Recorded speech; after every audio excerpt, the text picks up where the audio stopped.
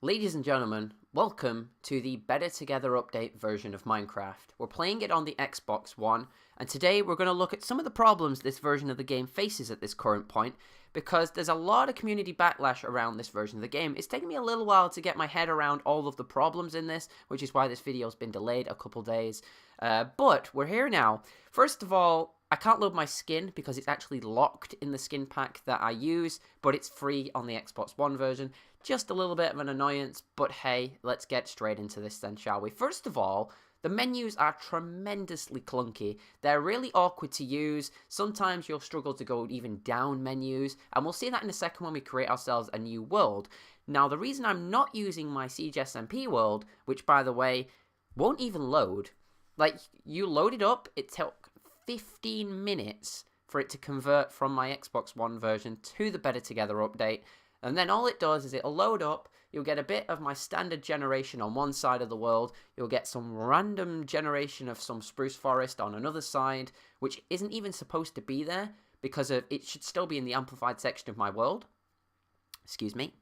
And then, after a couple seconds, you even try to move, you'll black screen, your game will crash, and then you'll basically have to reset your Xbox because you can't get this black screen off of your Xbox. So, the sinkhole worlds is very clunky. Generating any larger versions of worlds isn't very great at all. Like, hence the fact that the the emphasis when they were releasing this was prioritized on create a new world and start afresh. But people don't want to do that. They've spent 2, 3, 4 years all in their world building it up so they can play the most up-to-date version of Minecraft. Like, the problems the Xbox One had the last couple of years was the fact that it was so far behind the PC equivalent with updates. So PC was at 1.9, we were still at 1.6, and then 4J made a lot of huge steps forward to catch up with it, which everybody in the Xbox world thought it was great. We were getting huge updates once a year almost, of big content changes, catching us back up. Now last year kind of started us off on this trend, which, no offense, is kind of a downhill trend, because everybody on the Xbox One version last Christmas was expecting this big 1.9 update, getting all the stuff with it, getting everything else, getting the combat update. Now, when the combat update didn't show up, and we got everything else but, and we ended up with no shields and no combat changes, there was a little bit of a backlash then, because everybody thought, where is it? It was promised and it hasn't shown up. Now, you can probably see that that had been held back for the fact that this was going to be released, the Better Together update. And then 4J released the Woodland Mansion update with everything in that as well, with the parrots and the llamas, and we were basically caught up with the PC version. Now, let's have a look at this then, shall we? That's a little bit of a background for you, but it's kind of where we lead off, really. So, we first of all got the world name, kind of standard, survival or creative. Presumably, we'll take creative. Yes, I can turn my Xbox achievements off. Difficulties all the same, nothing wrong there. Starting map is where it starts to get different. Turn that off, you'll have no map in your inventory. Obviously, bonus chest, this is standard.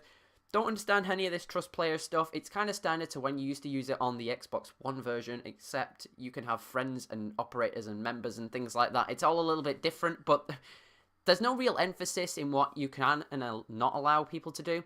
The world types. Okay, so the Xbox One had 4 versions. It had classic, small, medium, and large. And it also had small, medium, and large biome sizes as well, which this version doesn't have any biome size thing at all. The flat ones is a standard flat terrain world. Infinite worlds, it is a nice change. It's been one of those things that everybody's wanted for so long, but the texture drop that we've had to get it in is a little bit disappointing. And the old world, that 128 by 128 or whatever it is, there really is no point to ever using that. Now, if you go back probably 4 years onto this channel to the Pocket Edition version that I was doing at one point, that world is twice the size of the old standard world, which is on this right here. Activate cheats. Now, this is the first point of thing that is a lot of people is being bothered about. Notice show coordinates.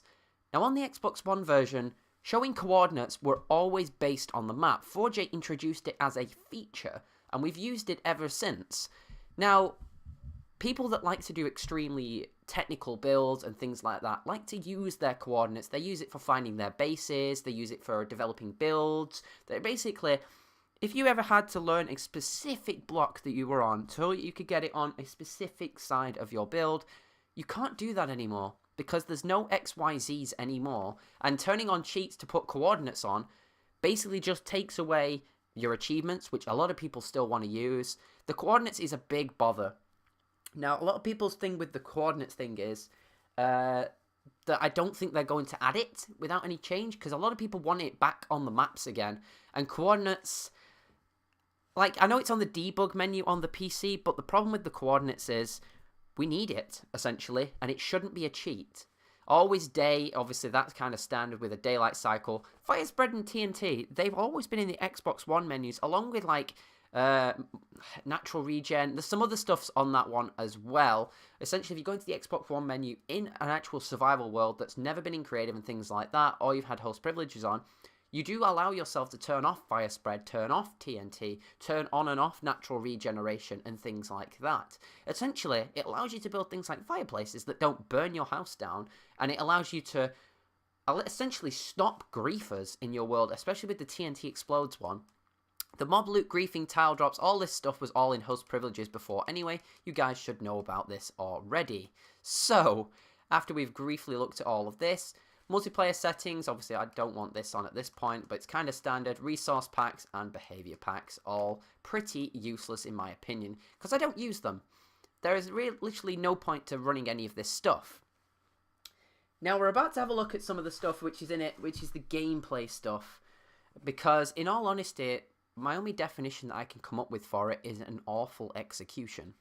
Like, for example, obviously you can see my player in the corner, which I should really have turned off, but you see this really chunky loading, and the way that the render distance, like, kind of doesn't work. It's a really far out render distance, so if we go into the menus, first of all, we're going to notice some stuff here, first of all. We're going to go into the settings. Now, we've got keyboard and mouse controller. It's kind of standard. Profile, yes. Brightness on the video. Obviously, you can change all this stuff. Fancy graphics, leaves, and render. Why you would ever turn these off, I don't understand, because the Xbox will run it anyway. And plus, a chunk renderer, which gives you effectively just a fog. Now, obviously, this is really useful for the PC versions of the game because... is it this guy? Is that the guy in the corner? Yes, that's the guy in the corner. So essentially, without even really going too far, we can see a couple of problems with this version of the game. One, it kind of stretches the render. It's really stupid to say it, but the render distance on the Xbox One version is much better well done. Because you feel like your character isn't looking at like a POV of like 70 instead of like ridiculously... if you've ever seen some of the PC ones, you'll understand that a little bit better than what I'm explaining. But essentially, the first problem we're going to look at is water. Water texture is awful. I hate it. It's not very smooth. It doesn't look good. It was one of those problems they had in it for first of all. And I need to avoid looking at this because it will start to annoy me. Looking for a bucket. There we go.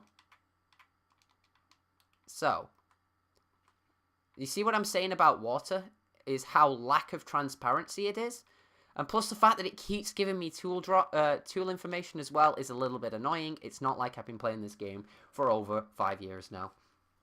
So, obviously some of the other stuff you noticed, obviously first of all, if we go into this menu, this thing is horrible.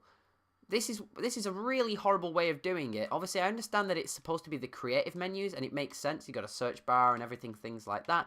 But how clunky this is almost like how the Xbox One version is, but like 2 years ago. It's really clunky and slow, and I hate this. In all honesty, I don't like the look of this, especially when you go into survival and it starts to give you the tooltips of what you can craft based on what's in your inventory.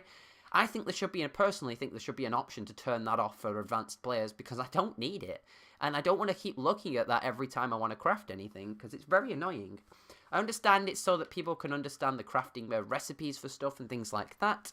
But the problem with the Xbox One version is they've had this in the game where essentially the crafting is done for you. You don't have to remember it. Which means, essentially, a lot of players are used to just the quick craft system. They know where everything is. In this, it's all different. It's all under different categories. It's not exactly where everything should be. For example, if you go into the Xbox One version of the game, it's great that you actually have monster spawners in the inventory menus now, but you would have never had crops with Podzol and eggs with monster spawn eggs, they would have all been on different pages, and it's very annoying to try and get used to where everything is. For example, you wouldn't have had a redstone torch on a page with like a bed and the crafting menus and things like that, and then your beacons would have been on different pages to bookshelves, and all of this stuff down here for potions would have been on different pages. It's all clustered together, and it doesn't work. Honestly, I don't even know how to change things like this as well, because they're like different menus and things like that. Great that it kind of confines everything down together, but the UI in this game, it's at best confusing, but at worst cluttered. Essentially, it's overfilled. You don't need that much stuff. It's too cluttered. So if we come over here, you can see this villagers still work kind of the same way, but again, you don't need these tooltips.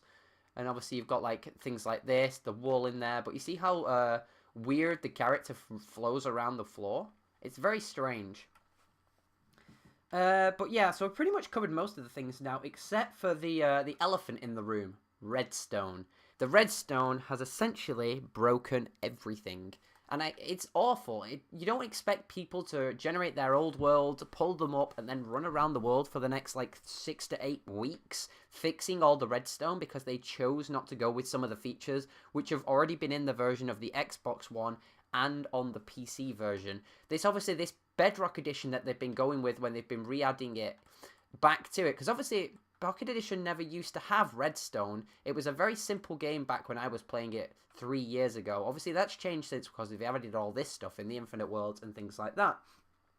It's obviously been made easy to pick up and play, but they just really haven't focused on what the community was even looking for in the first place from this. I think a lot of people were excited to think if it was just the Xbox One version of the game essentially being made accessible on Pocket Edition, that would have been the better way around to do it, is put the engine of the Pocket Edition on the rendering of the Xbox One.